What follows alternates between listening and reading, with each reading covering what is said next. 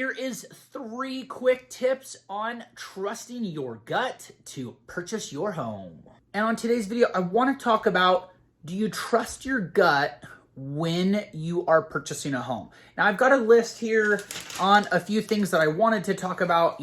How do you trust your gut? Why do you trust your gut? When to trust your gut? And the first thing I wanted to talk about is you need to be able to trust your gut when you're ready to buy a home. Now, to know if you're ready to buy a home, first thing you need to have your down payment ready to go. So if you're going to be buying an FHA home, you need to have 3.5% down. So if you're buying a $300,000 house, that is $9,500 to have just for your down payment. Now, if you're buying conventional, you're going 10% down, you're going 20% down.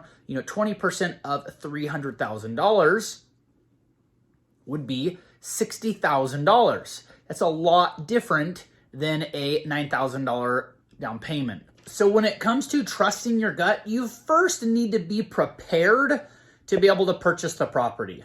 The second is, where do you want your property at? You have to evaluate how far you want to drive when you're coming to work. How far away is the grocery store? Do you have kids? Is there parks nearby?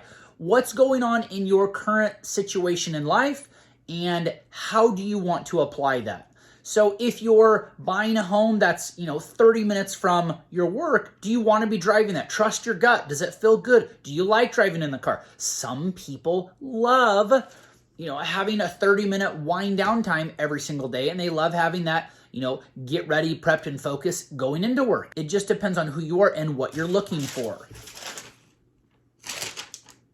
A few moments later. The next thing I have on my notes is, when it comes to your savings, is not just for your down payment. You have a house down payment and you have your savings account. How long of savings do you have as soon as you deplete all of that down payment, closing costs? All of those things are going to come from a chunk of money. And then you still need your living expenses, because when you buy a house, things are notoriously going to go wrong. Now, I would recommend getting a home warranty, so that way if you have major appliances that go wrong, it's typically about a $69 service charge, and those things can cover things from sprinklers, HVAC, sometimes appliances. Trust your gut on how much you can afford. Don't overspend and become house rich and cash poor. It is not fun at all. A few moments later. And third, you have to think about, do I want to buy a new house or do I want to buy an older house? There's many pros and cons about both, depending on the area that you're in. Sometimes homes are cheaper when they're older, and right now in areas that are booming, you can spend literally just as much money on a house that's used as you can on a brand new house. But if you can buy the same exact square footage for brand new, then get a brand new home. You're not going to have to deal with nearly as much maintenance and issues with that new home. Not saying new homes aren't going to have issues. You're just going to have less of those issues the first few years of life in a brand new home.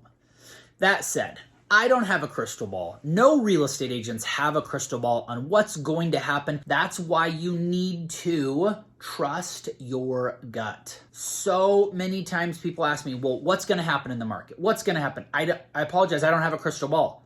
You need to trust your gut, save your money, be prepared financially, mentally, emotionally, and then you will be able to find a house. That said, if you guys have more questions, comments about trusting your gut, or what are your thoughts, go ahead and leave a comment below. I look forward to seeing you on the next video. See ya.